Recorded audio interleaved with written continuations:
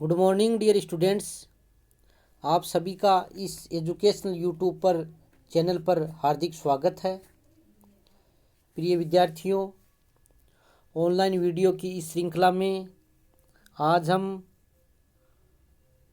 कवि रविंद्रनाथ टैगोर की साहित्यिक रचनाएं और उनके योगदान की चर्चा करेंगे। इम्पोर्टेंट है, एग्ज़ाम्स की दृष्टि से लगभग क्वेश्चन पूछे जाते हैं और इसलिए अति लघुतरात्मक और लघुतरात्मक क्वेश्चन एग्जाम्स में भी कई बार आए हुए हैं। रविंद्रनाथ टैगोर नाम दे दिया और अति लघुतरात्मक और लघुतरात्मक क्वेश्चन पूछा गया है एग्जाम्स में, तो उनका परिचय के बारे में आपको इसमें लिखना है। रविंद्रनाथ टैगोर का जन्म 1861 यानी 6 मई 1861 ईस्वी में बंगाल में हुआ था। 1878 ईस्वी में वे इंग्लैंड गए और वहाँ पर अंग्रेजी साहित्य का अध्ययन किया। उन्होंने बाल्यकाल से ही बंगाली भाषा में कविताएं लिखना शुरू कर दिया था। साहित्य में उनकी काफ़ी रुचि थी। 1909 ईस्वी में उनकी विश्व प्रसिद्ध रचना गीतांजलि प्रकाशित हुई। 1913 में 1913 ईस्वी में उनकी विश्व प्रसिद्ध रचना गीतांजलि पर उन्हें नोबेल पुरस्कार प्राप्त हुआ। इम्पोर्टेंट है, उन्होंने 1909 ईस्वी में शांति निकेतन में एक स्कूल की स्थापना की।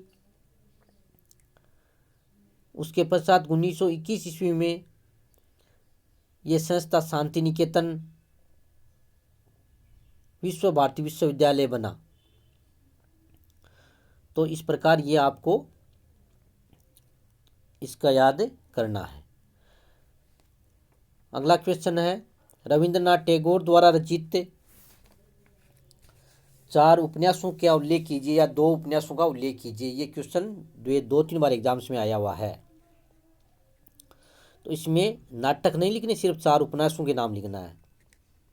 उन्होंने काफ़ी उपन्यास लिखे हैं जिसका आप इसमें लिख सकते हो। उनके उपन्यासों के अंतर्गत नंबर 1 गोरा, बहू, आँख की किरकिरी, ठकुरानी का हार, 4 अध्याय, नौका डूबी, राजर्षि। इस प्रकार ये कई उपन्यास हैं, इनमें आपको 4 का नाम ध्यान में रखना है। अगला क्वेश्चन है, टैगोर द्वारा रचित नाटकों के नाम बताइए। कोई 2 नाटकों के नाम बताइए, 4 नाटकों के नाम बताइए। ऐसा क्वेश्चन भी आया हुआ है। उन्होंने काफ़ी नाटक लिखे हैं। तो उनके नाटकों में नंबर 1 चित्रांगदा, 2 डाकघर, नंबर 3 राजा और रानी,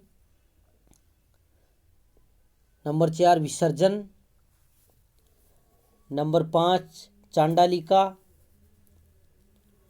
और इसके बाद में कर्णकुंती। तो इस प्रकार उन्होंने काफ़ी नाटक लिखे हैं। फिर क्वेश्चन है, रविंद्रनाथ टैगोर का साहित्यिक योगदान पर टिप्पणी लिखिए। लघुतरात्मक क्वेश्चन के रूप में पूछा जा सकता है। उनका साहित्यिक योगदान क्या रहा? तो इन साहित्यिक योगदान के अंतर्गत तो टैगोर के साहित्यिक योगदान के अंतर्गत शुरू में आप लिख सकते हो कि वो एक महान कवि थे। उन्होंने अनेक काव्य ग्रंथों की रचना की। उनके द्वारा रचे गए काव्य ग्रंथों में कड़ियो कोमल, प्रेम का अभिषेक,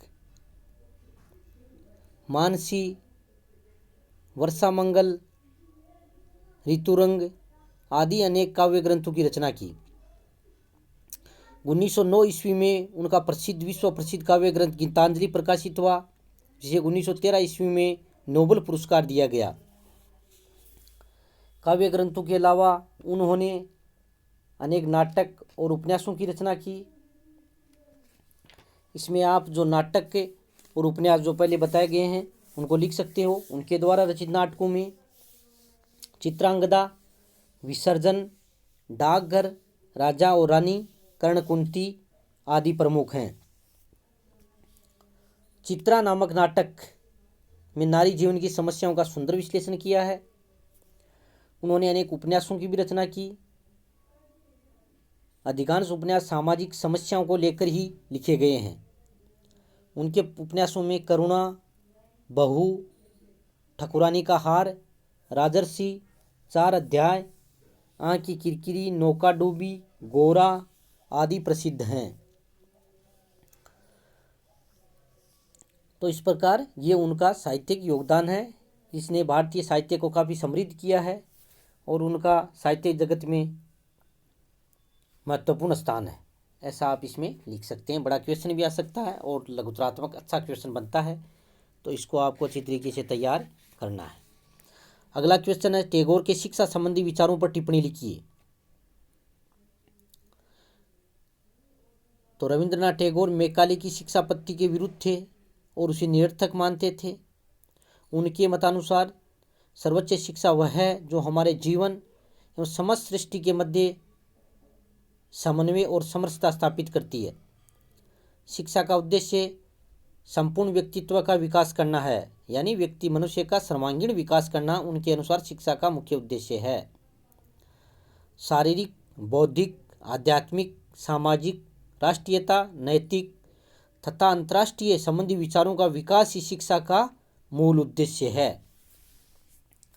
तो इस प्रकार शिक्षा है वो राष्ट्रीय उद्देश्यों और राष्ट्र के नीति निर्णय अनुसार अनुकूल होनी चाहिए, ताकि व्यक्तियों में राष्ट्रीय भावनाओं का विकास किया जा सके और हमारे देश की सर्वांगीण उन्नति हो सके।